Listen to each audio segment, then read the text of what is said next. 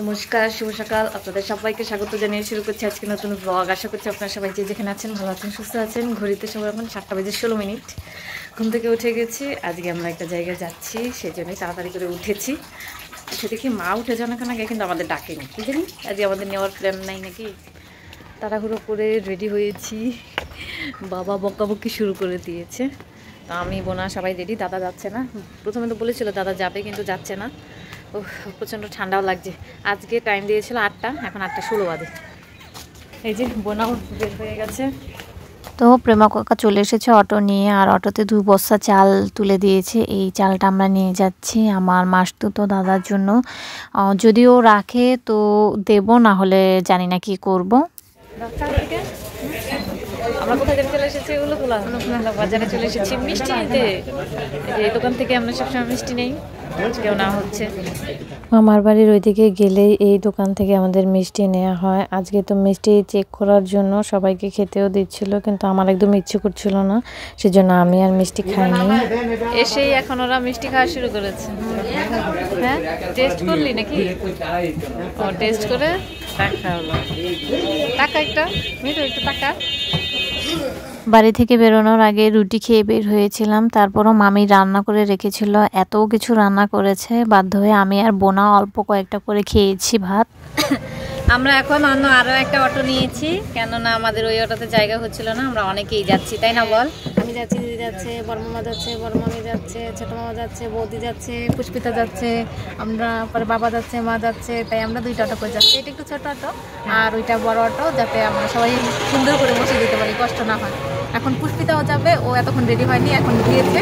ও শুধু স্যান্ডেল যাবে না বলছিল, এখন বলেছে যাবে, সেজন্য স্যান্ডেল চেঞ্জ করতে গিয়েছে, মানে জুতোটা চেঞ্জ করতে গিয়েছে, আর ড্রেস চেঞ্জ নাও করতে পারে। আর আমাদের সঙ্গে ছোট মামা উঠবে। হ্যাঁ, কালু মামা এসে বাজারে গিয়েছে, বাজার থেকে মোবাইলের টাকা ভরে উঠে যাবে।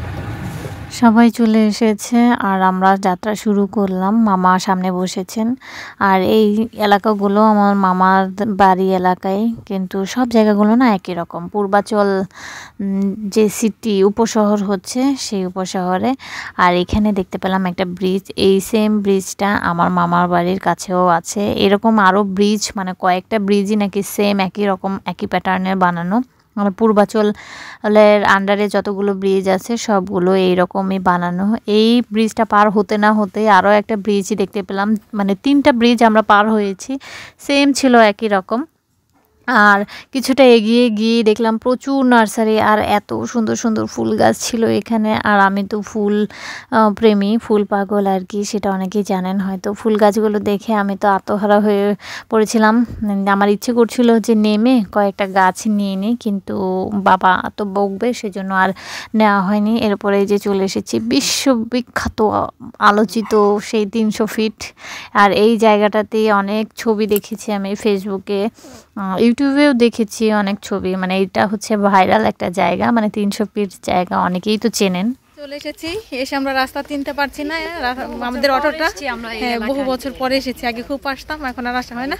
আমি মনে হয় লাস্ট 2011 সালে এসেছি, তারপর আর আসিনি। তাই এখন একদম চিন্তা হয়নি। ওই যে আমরা সবাই মিলে যাচ্ছি এখন, হ্যাঁ ওই যার সামনে পুষ্পিতা যাচ্ছে, ও চেনে না, আমরা পেছনে পেছনে যাচ্ছি। ও কিছুদিন আগে এসেছিল।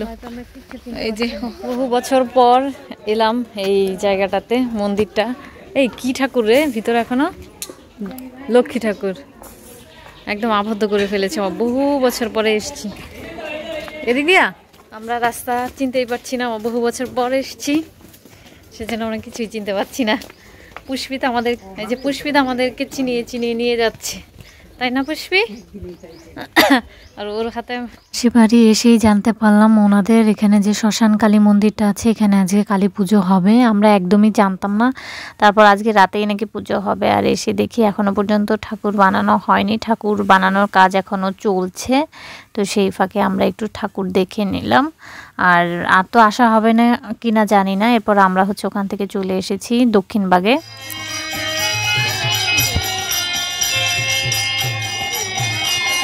বেশ কিছুক্ষণ কীর্তন শোনার পর আমরা এখান থেকে প্রসাদ খাবো, প্রসাদ খেয়ে তারপর বাড়ি চলে যাব। এখানে একটা পিঠার দোকান আছে যেটা কিনা খুবই ভাইরাল। পুষ্পিতা তুমি কখনো খেয়েছো পিঠা?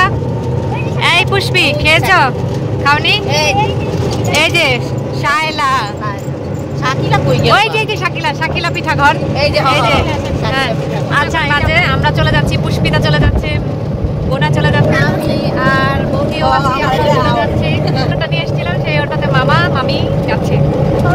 থেকে মা বাড়ি চলে এসেছি, এখন মা বাড়ি থেকে আমি আর দিদি একা একা বাড়ি চলে বাড়ি যাচ্ছি। ফিরে যাচ্ছি। অটোর চার্জ ফুরিয়ে গেছে, সেজন্য আমাদের অনেক আস্তে আস্তে যেতে হচ্ছে। জানি না সন্ধ্যার আগে বাড়ি পৌঁছাতে পারবো কিনা। আমরা চলে এসেছি রতন মিষ্টান্ন ভান্ডারে। এখান থেকে বেশ কিছুটা ছানা সন্দেশ নেব ভোগ দেওয়ার জন্য। চলে এসেছি আমরা কালী মন্দিরে, ভোগটা দেবো দেখা। হ্যাঁ এটার মধ্যে নাম লিখতে হবে, তারপর দেবো আমরা। এই যে আমরা যখন বাড়ি ফিরছিলাম তখন বাবা বলে দিয়েছে আজকে অমাবস্যা লাগবে, আর প্রতি অমাবস্যায় কালী মন্দিরে আমাদের ভোগ দেওয়া হয়। তো সেই জন্য আমরা কিছুটা সন্দেশ নিয়ে নিয়েছি আর এখানে নাম লিখে দিচ্ছি।